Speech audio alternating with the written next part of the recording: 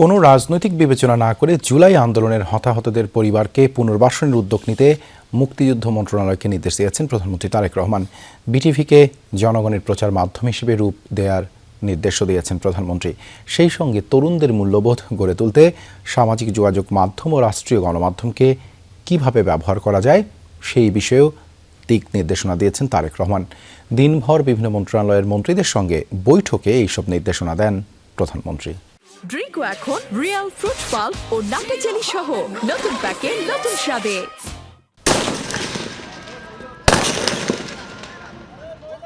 কোটা সংস্কার আন্দোলন থেকে শুরু করে সরকার পতনের এক দফা, ২৪-এর জুলাই আন্দোলনের শুরু থেকে শেষ অবধি সমর্থন ও সক্রিয় অংশগ্রহণে ছিল বিএনপি। সরকার গঠন করলে জুলাই অভ্যুত্থানে হতাহতদের পরিবারের পাশে থাকার ঘোষণা ছিল বিএনপির। ইশতেহারেও জায়গা করে নিয়েছিল সেই প্রতিশ্রুতি।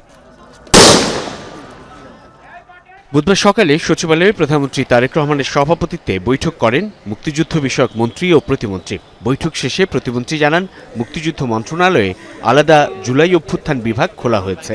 অন্তর্বর্তী সরকারের সময় অভ্যুত্থানে হতাহত অনেকে সরকারি সহযোগিতা থেকে বাদ পড়েছে উল্লেখ করে তা পুনর্মূল্যায়নের কথাও জানান তিনি।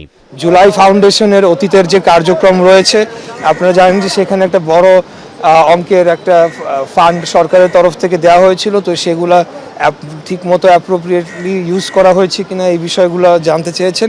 এবং সামনের দিনে যে জুলাই অভ্যুত্থানে যারা আহত হয়েছেন, শহীদ পরিবার রয়েছেন, তাদের পুনর্বাসনের বিষয়টি সিরিয়াসলি যে সরকার দেখছে সেই বিষয়ে আজকে অনারেবল প্রাইম মিনিস্টার আমাদেরকে ডেকেছিলেন। দুপুরে প্রধানমন্ত্রীর সঙ্গে বৈঠক করেন তথ্যমন্ত্রী জহিরুদ্দিন স্বপন ও প্রতিমন্ত্রী ইয়াসের খান চৌধুরী এবং স্থানীয় সরকার প্রতিমন্ত্রী মীর শাহে আলম।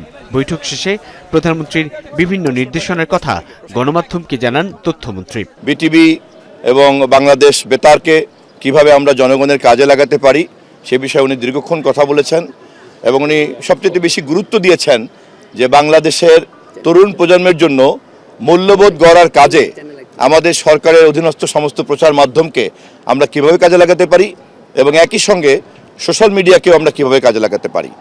আমরা এই ধরনের একটা দিক নির্দেশনার মধ্যে আজকের আলোচনা সীমাবদ্ধ ছিল। এর আগে প্রধানমন্ত্রী তারেক রহমানকে দলীয় ইফতার মাহফিলে আমন্ত্রণ জানাতে আসেন জামায়াতের সেক্রেটারি জেনারেল মিয়া গোলাম পরোয়ার। পারস্পরিক আলোচনা হলো এবং উনি আমাদের সম্মানিত আমির ডক্টর শফিকুর রহমানের সাময়িক অসুস্থতার খবর পেয়ে ওনার কুশল জিজ্ঞেস করলেন এবং একটু ফোনে আলাপ করার আগ্রহ ব্যক্ত করে সাথে সাথেই তিনি আমার টেলিফোনে আমির জামাতের সঙ্গে কুশল বিনিময় করলেন। সাইফুদ্দিন রবিন, যমুনা নিউজ, ঢাকা।